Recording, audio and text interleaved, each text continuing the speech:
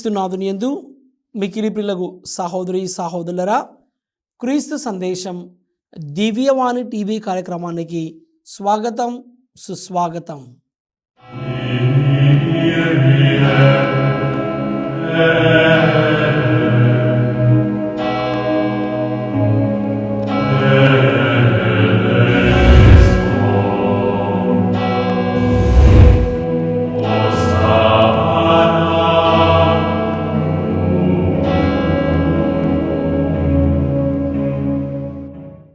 Mark సువార్త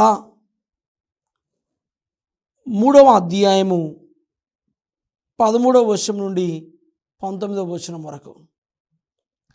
పిదప ఆయన పర్వతము పైకెక్కి తాను కోరుకొనిన వారిని పిలువగా వారు ఆయన యొద్దకు వచ్చిరి.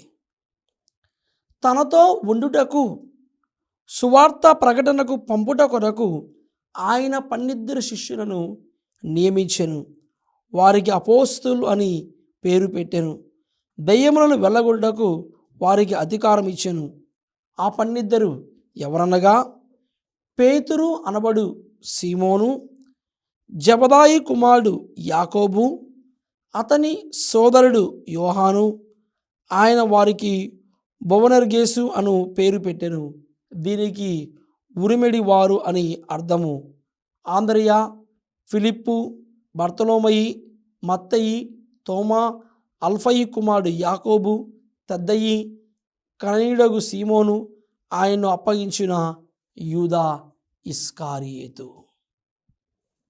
ఈ పరిశుద్ధమైన సమయంలో మనమందరము కూడా కళ్ళు మూసుకొని శిరములు వంచి ప్రార్థన చేసుకుందాం. ప్రేమగల ప్రభువా, సర్వమును సృష్టించి పరిపాలిస్తున్న మా ప్రియ పరలోకపు తండ్రి, క్రీస్తు సందేశం దివ్యవాణి టీవీ కార్యక్రమం ద్వారా ప్రభువా మమ్మల్ని అందరినీ కూడా ఐక్యపరిచినందుకు మీకు వందనములు, స్తుతి స్తోత్రము తండ్రి. గడిచిన కాలం అంతా కూడా మమ్మలను మీ రెక్కల నీడలో, మీ సంరక్షణలో కాచి కాపాడినందుకు మీకు వేలాది స్తుతి స్తోత్రము తండ్రి. రాబోయే రోజులు దీవించిన ప్రభువా, మేమందరము కూడా మీ పవిత్రమైన వాక్యానుసారంగా జీవించే శక్తిని, మాపై మీ పరిశుద్ధాత్మ వరములను, మీ పరిశుద్ధాత్మ ఫలములను కుమ్మరించి మీకు ప్రియమైన బిడ్డలుగా మమ్మల్ని అందరినీ కూడా మలచమని ఈ మనవులను మా నాథుడైన యేసుక్రీస్తు దివ్యనామములో అడిగి ప్రార్థిస్తున్నాము తండ్రి, ఆమేన్.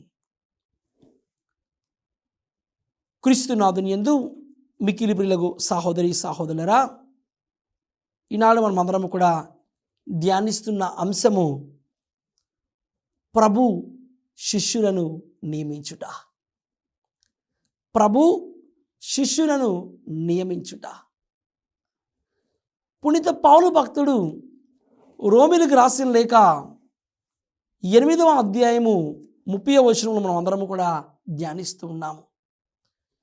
తాను ఏర్పరచుకున్న వారిని దేవుడు పిలిచెను, పిలుచుడే కాదు వారిని నీతిమంతులుగా చేసెను, నీతిమంతులుగా చేయడమే కాదు వారిని తన మహిమలోనూ పాలు పంచి ఇచ్చాను. అటువంటి గొప్ప పిలుపును ఈ లోకములో పవిత్రము చేసుకుంటూ, అటువంటి గొప్ప పిలుపును ఈ లోకములో పావనము చేసుకుంటూ, అటువంటి గొప్ప పిలుపును ఈ లోకములో పునీతము చేసుకునే గొప్ప భాగ్యాన్ని దేవుడు తన ప్రియమైన శిష్యులకు ఇస్తూ ఉన్నారు. అవును ప్రియమైన దేవుని బిడ్డ, ఇదిగో ఆ గొప్ప పిలుపులో ఉన్న మాధుర్యాన్ని, పిలుపులో ఉన్న గొప్పతనాన్ని, పిలుపులో ఉన్న మహత్తరమైన శక్తిని శిష్యులందరూ కూడా గ్రహిస్తూ ఉన్నారు. దేవుడు వారిని పిలవగా వారి యొక్క వృత్తులను వదిలిపెట్టి, వారి యొక్క పనులను వదిలిపెట్టి, సర్వస్వాన్ని కూడా వదిలిపెట్టి దేవుణ్ణి నిర్మలమైన హృదయముతో, స్వచ్ఛమైన మనసుతో, ఏకాగ్రతతో దేవుణ్ణి వారు అనుసరించారు. అటువంటి వ్యక్తులను ప్రభు ఈరోజు మరి వాళ్ళని నియమిస్తున్నారు. ప్రభు శిష్యులను ఎంచుకొని వారిని పిలుచుకొని వారిని నియమిస్తూ ఉన్నారు. ప్రియమైన సహోదరి సహోదరురా, వారు పిలుపులో ఉన్న మాధుర్యాన్ని గుర్తించి వారు వారి యొక్క పిలుపును పవిత్రం చేసుకున్నారు. వారు వారి యొక్క పిలుపును పావనం చేసుకున్నారు. వారు వారి యొక్క పిలుపును పునీతము చేసుకున్నారు. ఇదిగో ప్రియమైన దేవుని బిడ్డ, ఈరోజు మరి జ్ఞానస్థానము స్వీకరించిన మనందరినీ కూడా ప్రభువు మనందరినీ పిలుస్తూ ఉన్నారు. ఈ పిలుపులో మనం అందరము కూడా భాగస్వామ్యం అవ్వాలి. గృహస్థ క్రైస్తవ జీవితం ఉన్న వారందరూ, అదేవిధముగా దైవాంకిత జీవితంలో దైవ సేవకులుగా ఉన్న వారందరూ కూడా తమను ఈ ప్రేషిత కార్యములో ప్రభు సువార్త పరిచర్యలో వివిధ అంతస్తులలో, వివిధ రూపాలలో, వివిధ సందర్భాల్లో మనం అందరము కూడా భాగస్థులమై జీవించాలి. ఎందుకంటే ఈ పిలుపు గొప్ప పిలుపు. ప్రియమైన సహోదరి సహోదరురా, దైవాంకిత జీవితంలో ఈ పిలుపును చూసినట్లయితే భువనంపై భగవత్ స్వరూపం, ఇహపరముల సంధాన రూపం, భువిజనుల ఆశీర్వాద బలం, అదే గురుత్వం, ప్రభు క్రీస్తు యాజక వారసత్వం. దైవాంకిత జీవితంలో ఒక గురువుగా, దైవాంక జీవితంలో ఒక మఠకన్యగా ప్రభు ఈ యొక్క పిలుపును వసగుతూ ఉన్నారు. అలనాడు ఏ విధంగా అయితే ప్రభు తన ప్రియమైన శిష్యులను ఎంచుకొని వారిని అపోస్తులుగా మరి ప్రత్యేకముగా వారిని ఉంచుతూ ఈ అపోస్తుల వారసత్వములో వచ్చిన మరి మనందరినీ కూడా ఈ గొప్ప పిలుపును పవిత్రము చేసుకోండి అని ప్రభు ఈరోజు మనల్ని తెలియజేస్తున్నారు. అదే మనం చూస్తున్నాం. ఈ పిలుపులో ఉన్న పరమార్థము మార్కు సువార్త 3వ అధ్యాయము 14వ వచనము. మరి ప్రభు ఎందుకు వీరు పిలుస్తూ ఉన్నారు? 3 కారణాలు మనం చూస్తున్నాం. తనతో ఉండుటకు, సువార్త ప్రకటనకు పంపుట కొరకు, దయ్యములను వెళ్ళగొట్టుటకు వారికి అధికారం ఇచ్చాను. తనతో ఉండడానికి, సువార్తను ప్రకటించుట కొరకు, అదే విధముగా దయ్యములను వెళ్ళగొట్టడానికి వారికి అధికారం ఇస్తున్నారు. ప్రభుని నామములో ఎన్నో గొప్ప కార్యములు, ప్రభుని నామములో ఎన్నో గొప్ప స్వస్థతలు, ప్రభుని నామములో ఎన్నో అద్భుతమైన చిహ్నములు, కార్యములు జరుగుతున్నాయి శిష్యులు చేస్తూ ఉన్నప్పుడు. ఎందుకంటే శిష్యులందరూ కూడా పరిశుద్ధాత్మ శక్తిని, పవిత్రాత్మ వరములతో నింపబడి వారి జీవితాన్ని దేవునికి సంపూర్ణముగా సమర్పించుకున్నారు. ఇదిగో ప్రియమైన దేవుని బిడ్డ, నీ ఆత్మీయ జీవితంలో, మనందరి జీవితంలో మనము యేసయ్యకు సమర్పించుకోవాలి. ఈ పిలుపులో ఉన్న మాధుర్యాన్ని, ఈ పిలుపులో ఉన్న గొప్పతనాన్ని మనము అన్వయం చేసుకోవాలి. ఈ పిలుపులో ఉన్న గొప్పతనాన్ని మనము చవి చూడాలి. ఎప్పుడైతే దేవునికి మనము సంపూర్ణముగా సమర్పించుకుంటామో, ఎప్పుడైతే మనము దేవునికి ఇష్టపూర్వకముగా ప్రీతిపాత్రముగా అర్పించుకుంటామో, ఈ అర్పణను దేవుడు గొప్ప కానుకగా మలుచుకుంటూ మన ద్వారా దేవుడు తన కార్యమును ఇతరుల జీవితంలో జరిపిస్తున్నారు. ప్రియమైన దేవుని బిడ్డ, గృహస్థ క్రైస్తవ జీవితాన్ని జీవిస్తున్న మరి అందరూ కూడా మనమందరము కూడా కలిసి పయనం చేయాలి. జ్ఞానస్థానము తీసుకున్న ప్రతి ఒక్కరు కూడా ఈ ప్రేషిత కార్యములో, ఈ సువార్త పరిచర్యలో భాగస్థులు అవుతూ ఉన్నారు. మనము ప్రియమైన సహోదరి సహోదరురా, common priesthood and ministerial priesthood.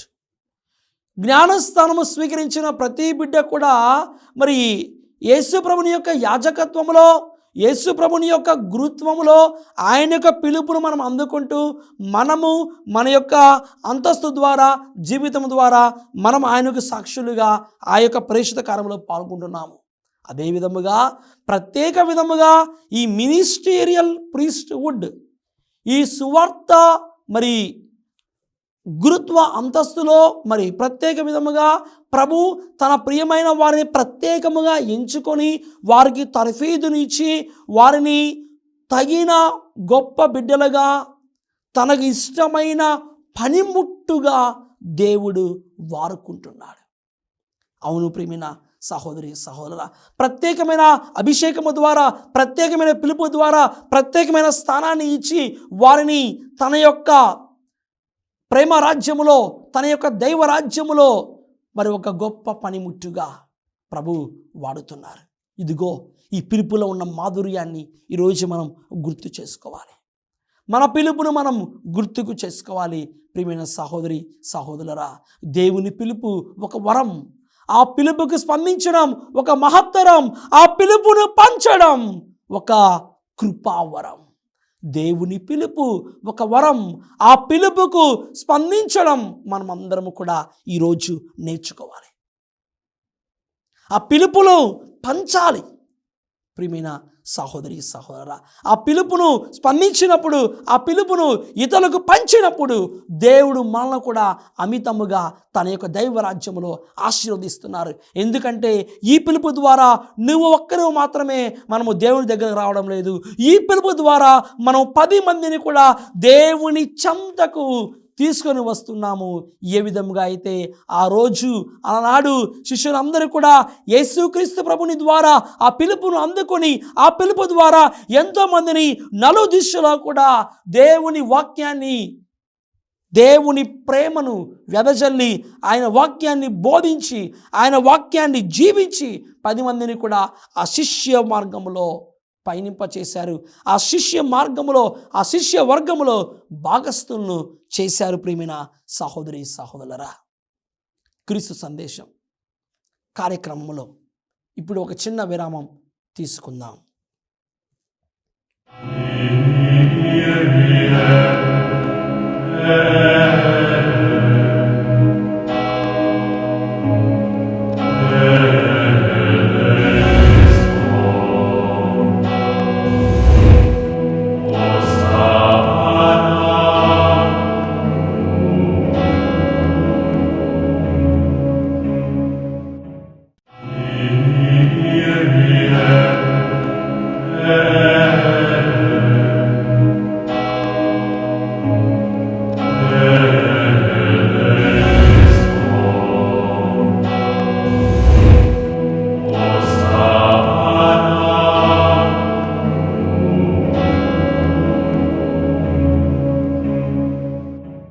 క్రీస్తు సందేశం కార్యక్రమానికి తిరిగి స్వాగతం.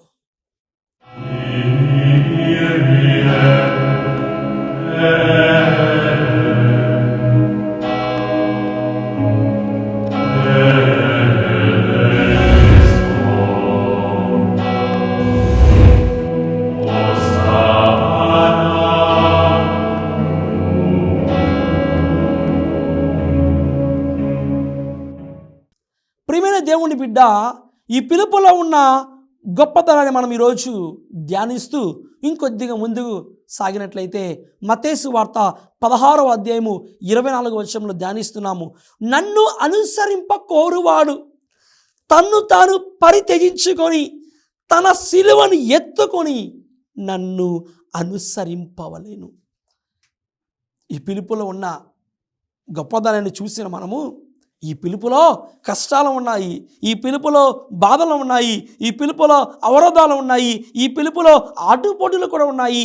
ప్రియమైన దేవుని బిడ్డ, ఏమిటి అంటే ప్రభునికి ప్రియమైన బిడ్డగా, శిష్యుడిగా ఉండాలంటే మనకు ఉండవలసిన ప్రత్యేకమైన విశిష్టమైన లక్షణము ఏమిటంటే, నన్ను అనుసరింప కోరువాడు తన్ను తాను పరిత్యజించుకొని అన్నిటిని కూడా వదిలిపెట్టుకొని తన అనుదిన సిలువను మోసుకుంటూ నన్ను అనుసరింపవలను. ఇదిగో ప్రియమైన దేవుని బిడ్డ, ప్రభుని అనుసరించడము ఇది సులువైన మార్గము కాదు, ఇది ఒక సిలువ మార్గం.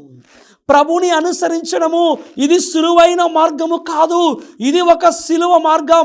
ఈ సిలువ మార్గం ద్వారా మనం ప్రయాణము చేస్తేనే రక్షణ మార్గంలోనికి ప్రవేశిస్తాం. ఈ రక్షణ మార్గము ద్వారా మనం ప్రయాణం చేస్తేనే పరలోక రాజ్యము మనకు దక్కుతుంది. ఈరోజు నువ్వు గుర్తు చేసుకో, ఈ పిలుపులో ఉన్న మాధుర్యాన్ని గుర్తు చేసుకో. నీ పిలుపులో ఉన్న మహత్తరమైన శక్తిని ధ్యానం చేసుకో. ప్రియమైన దేవుని బిడ్డ, ఇదిగో నువ్వు యేసుక్రీస్తు ప్రభుని అనుసరిస్తున్నామంటే ఇది ఒక సులువైన మార్గం కాదు, ఇది ఒక సిలువ మార్గం, ఇది ఒక ముళ్ళబాట. ఈ ముళ్ళబాట, ఈ సిలువ మార్గంలో మనం ప్రయాణం చేయాలి. అనుదిన సిలువను మోయాలి, అనుదిన భారాన్ని మోయాలి. ఎందుకంటే యేసయ్య వైపు చూడు, ఎందుకంటే యేసు ప్రభు నీకు ఆదర్శం, ఎందుకంటే యేసు ప్రభు నీకు గొప్ప ఉదాహరణ, ప్రేరణ. ఆయన సిలువలో నీ కోసము, నా కోసము, మనందరి కోసము మరణించారు. ప్రియమైన సహోదరి సహోదరులారా, అపోస్తులు చేసినది అదే.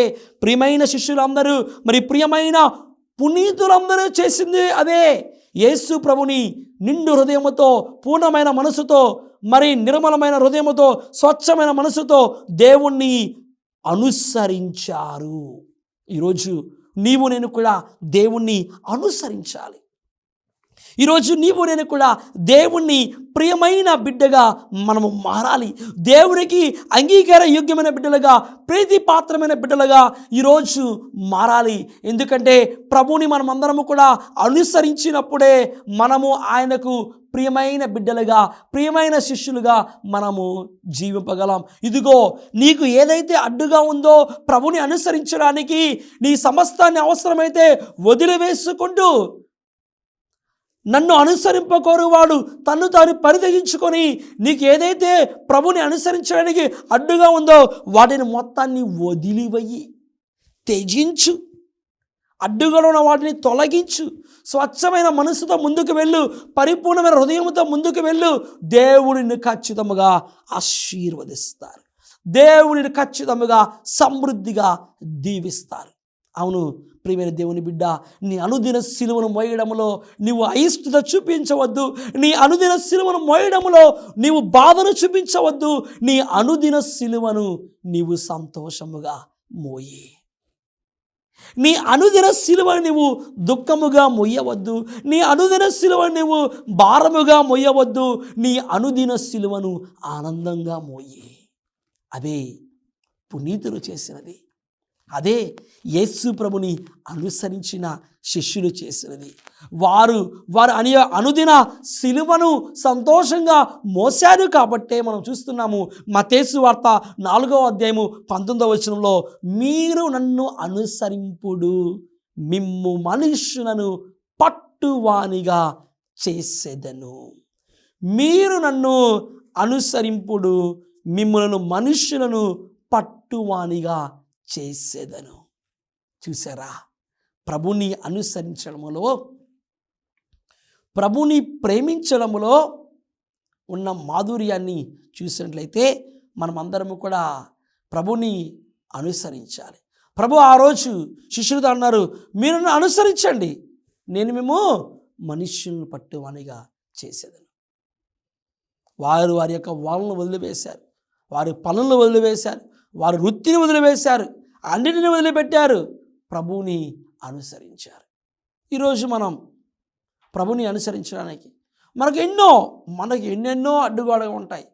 నీ దగ్గర ఉన్న హోదా కావచ్చు, నీ దగ్గర ఉన్న పదవి కావచ్చు, నీ దగ్గర ఉన్న డబ్బు కావచ్చు, నీ దగ్గర ఉన్న ఆస్తిపాస్తులు కావచ్చు, నీ దగ్గర ఉన్న భూములు కావచ్చు, నీ దగ్గర ఉన్న బంగారం కావచ్చు, ఇంకా ఏదైనా అవ్వచ్చు. నీకు అడ్డుగోడగా ప్రభుని అనుసరించడానికి ఏదైతే ఉందో దాన్ని ఈరోజు మనం వదిలిపెట్టడం నేర్చుకోవాలి. ప్రియమైన విశ్వాసులారా, అంతా నాకే కావాలి అనుకోవడం కూడా పాపమే. తెలుసా, జీవితంలో ఆ తృప్తిని పొందినప్పుడు, జీవితంలో ఆ ఆత్మీయ అనుభూతిని పొందినప్పుడు, జీవితంలో ఆ దివ్య అనుభూతిని పొందినప్పుడు మనము దేవుణ్ణి సంతోషముగా, పరిపూర్ణముగా అనుసరిస్తాము. అందుకే పునీత పౌలు భక్తుడు ఎఫెసీయులకు రాసిన లేఖ 4వ అధ్యాయము 1వ వచనం ధ్యానిస్తున్నాము. మిమ్ము పిలిచిన నాడు దేవుడు మీకు ఏర్పరిచిన అంతస్తుకు తగిన విధముగా జీవింపుడు అని, మీ అంతస్తుకు తగిన విధముగా జీవింపుడు అని ప్రభు తెలియజేస్తున్నారు. చూసారా, ఎవరైతే ప్రభు వసిగిన అంతస్తులో ఉన్నారో ఆ అంతస్తుకు తగిన విధముగా జీవించాలి. ప్రేమ, దయ, జాలి, కరుణ, ఐక్యత, సఖ్యత, దైవరాజ్యపు విలువల ప్రకారము, దైవరాజ్యపు సుగుణాల ప్రకారము మనమందరము కూడా అలవరుచుకొని జీవించాలి. ప్రేమతో, సంతోషముతో, అనురాగముతో, ఆప్యాయతతో ఉండాలి. పగ, క్రోధము, ద్వేషము, స్వార్థము, అహము, నాది నేను అన్న స్వార్థపూరితమైన హద్దులను దాటివేసి నీతి, న్యాయము, ప్రేమ, సోదరభావము, సఖ్యత ఇటువంటి దైవరాజ్యపు విలువల ప్రకారము, దైవరాజ్యపు సుగుణాల ప్రకారము మనము జీవించే బిడ్డలుగా మారాలి. ప్రియమైన సహోదరి సహోదరులారా, అపోస్తుల కార్యములు 10వ అధ్యాయము 38వ వచనంలో మనమందరము ధ్యానిస్తున్నాము. పవిత్రాత్మతోనూ శక్తితోనూ దేవుడు నజరేయుడగు యేసును ఎట్లు అభిషేకించినదియు మీకు తెలియను. ఆయన అంతటను పర్యటించుచు మేలు చేయుచు పిశాచ శక్తికి లోబడిన వారందరూ స్వస్థపరచెను. ఏలైనా దేవుడు ఆయనతో ఉండెను. ఏలైనా దేవుడు ఆయనతో ఉండెను. ప్రభు తన సువార్త పరిచర్యలో గొప్ప గొప్ప అద్భుతములు, ప్రభు తన సువార్త పరిచర్యలో, తన ప్రేషిత కార్యములో గొప్ప గొప్ప స్వస్థతలు, ఎన్నో గొప్ప కార్యములు చేశారు. ఎందుకనగా తండ్రి దేవుడు మరి యేసు ప్రభువుతో ఉండి ఈ అన్ని కార్యములు నెరవేరుస్తూ, మరి ముఖ్యముగా యేసయ్య తన తండ్రి చిత్తానుసారముగా ఈ లోకములో జీవించారు. ప్రభు ఎప్పుడు కూడా తన జీవితంలో ఎప్పుడు కూడా ప్రభువు చేసినది ఒకటే, దేవుని చిత్తానుసారముగా, తండ్రి దేవుని చిత్తానుసారముగా ఈ లోకములో జీవించారు. కష్టమైనా, బాధ అయినా, సమస్య అయినా, అవరోధమైన దేవుని చిత్తాన్ని ప్రియమైన యేసయ్య సంతోషంగా నెరవేర్చారు. ఈరోజు నీవు నేను కూడా దేవుని చిత్తాన్ని తెలుసుకోవాలి. ఈ పిలుపులో ఉన్న మాధుర్యాన్ని తెలుసుకుంటూ, యేసయ్యా ఇదిగో నేను నీకు ప్రియమైన బిడ్డగా మారుతున్నాను, నేను నిన్ను సంపూర్తిగా అనుసరిస్తాను, నేను నిన్ను సంతోషంగా స్వీకరిస్తాను, నీకు ఎల్లప్పుడూ కూడా నేను నీకు ప్రియమైన బిడ్డగా మారుతానని ఈరోజు నువ్వు గట్టిగా నొక్కి వక్కానించాలి. పిలుపులో ఉన్న గొప్పతనాన్ని ఈరోజు నువ్వు ఆస్వాదించాలి. పిలుపులో ఉన్న గొప్ప భాగ్యాన్ని తెలుసుకున్నప్పుడు నీవు నేను మనమందరం కూడా దేవునికి ఇష్టమైన బిడ్డలుగా, దేవునికి ప్రీతిపాత్రమైన బిడ్డలుగా జీవిస్తూ ఆయన పిలుపులో ఎప్పుడు కూడా మనము ఆనందంగా ఆత్మీయ తన్మయత్వం పొందుతాం. ఎందుకంటే ప్రియమైన దేవుని బిడ్డ, ఈ పిలుపు ద్వారా మనం ఒక్కరమే మారడం లేదు. ఈ పిలుపు ద్వారా 10 మందిని కూడా దేవుని దగ్గరకు తీసుకొని వస్తున్నాము. ఈ పిలుపు ద్వారా మనం 10 మందిని ప్రేరేపిస్తున్నాము. ఈ పిలుపు ద్వారా మనం ఎంతోమందికి సేవ చేస్తున్నాం. ఈ పిలుపు ద్వారా మనము దేవుణ్ణి మహిమపరుస్తున్నాం. మనము చేసే ప్రతి మాట, మనము చేసే ప్రతి కార్యము, మనము చెప్పే ప్రతి మాట కూడా అంతా కూడా అన్నీ కూడా ఈ పిలుపు ద్వారా మనం ప్రజలను సంరక్షిస్తూ, ప్రజలను ముందుకు నడిపిస్తూ, ప్రజలను దేవుని చెంతకు చేరుస్తూ దేవాతి దేవుణ్ణి మహిమపరుస్తున్నాం. నిత్యము కూడా ఆయన యొక్క సన్నిధిలో మనం అందరము కూడా ఫలిస్తూ ఆత్మబలముతో పరిశుద్ధాత్మ శక్తితో నింపుకుంటూ త్రియేక దేవుని యొక్క అనుగ్రహములను పొందుకుందాం. దేవుడు మనందరినీ కూడా సర్వదా దీవించి కాచి కాపాడునుగాక. ఆమేన్. ప్రభు మీతో ఉండునుగాక, మీ ఆత్మతోనూ ఉండునుగాక. సర్వశక్తి గల సర్వేశ్వరుడు పితా, పుత్ర, పవిత్రాత్మ మిమ్ము ఆశీర్వదించి సదా కాచి కాపాడునుగాక. ఆమేన్.